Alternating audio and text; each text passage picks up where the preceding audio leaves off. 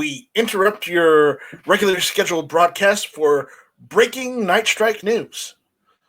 Apparently, there's been an update by the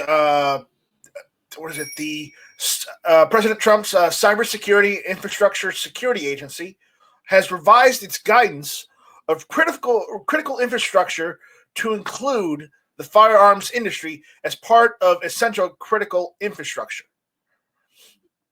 The revision comes after multiple agencies have sent letters to the administration urging inclusion of firearms. And this is due to some parts in states trying to block the infrastructure. Now, check this out. I've got the white letter here. I want to screen share this and show this to everyone so they know I'm not dicking around, because I'm not. This is actually really serious and good news. So check this out.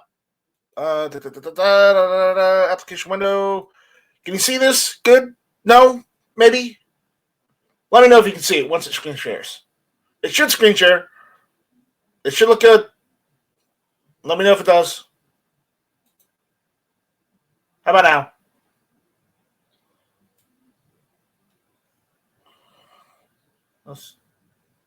Okay. All right. We can see it. All right, good. All right, so the U.S. Department of Homeland Security, the Cyber Infrastructure Division, or the Cybersecurity and Infrastructure Security Agency, they've released an advisory memorandum of identification of essential critical infrastructure workers during the COVID-19 response. Okay, this is as big as I can make it, guys. Okay, all right. From Director Chris Krebs, Cybersecurity Infrastructure Security Agency, as the nation comes together to slow the spread of COVID-19 on March 16th, the president issued updated coronavirus guidance for America that highlighted the importance of the critical infrastructure workforce. Okay. The cybersecurity infrastructure executes the Secretary of Homeland Security's authorities to secure critical infrastructure. Consists with these authorities, CISA has developed in collaboration with other federal agencies, state and local governments, and the private sector. They gotta be a little long-winded on this because they want to make sure everybody gets included and nobody gets excluded from this, because everybody's working to help this, working to get through this, because this is a tough time for everyone. So, anyways, this list is advisory. The workers. Okay, it goes on about the workers who's. It doesn't necessarily in this text. It doesn't say it, but they've got it listed. So I'm going to scroll down to the listed part. Guidance on the essential workforce. They don't necessarily say it right here. It's further down. Identifying. Let's see. I'm gonna scroll down to the part, okay? Because I don't want to waste you guys time with all this other stuff. Okay, it's part of the law enforcement, public safety, and other first responders. But again, I can see that.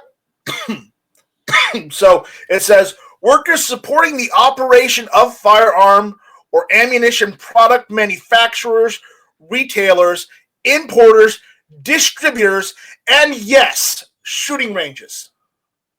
Yes, I'm sick of being called the worker, but hey, guess what? Right there, essential business listed right there. So it's on the list. So whether states follow this or not, that might mean whether those states get that funding or not. I don't know. That's all dependent on what happens. But now that the guidelines are there,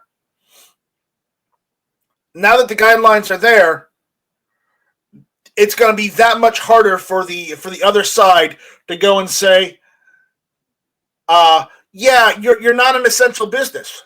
Well, according to the Office of the Cybersecurity Division of the Homeland Security, it says others. It says they are. So there you go. So I just got an email on this. I just thought I'd share this. It's breaking news because in the email it said it was breaking news. I think this is breaking news. Budget, am I wrong? I'm probably right. But I don't know if they said anything else about firearms in this. Let me go and no, just there's right there.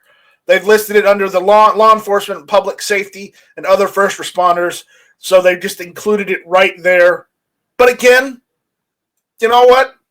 As long as it's there, I'm happy because that means people who work in the firearms industry can still keep their jobs. They can still work. It means that the manufacturers, the retailers, so your local gun shops, even the mom and pops can stay open and still do business. The importers can still import if they're still doing that. Distributors can still distribute. And the shooting ranges stay open. Yeah, the ATF isn't going to do jack because they can't do jack with that right there. I mean, but again, I just figured I'd mention it. I'll put the link to the paper out there on the YouTube side for everyone to take a look at.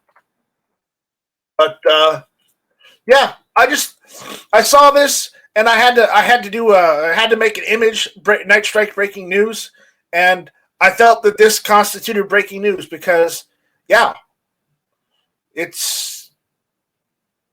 I didn't expect it. So this is this was a paper issued by the U.S. Department of Homeland Security, Cyber Security, and Infrastructure Security Agency from the Office of the Director, Washington, D.C. So there we go. But with that, that's it. That's all I had to say. I just had to share the news.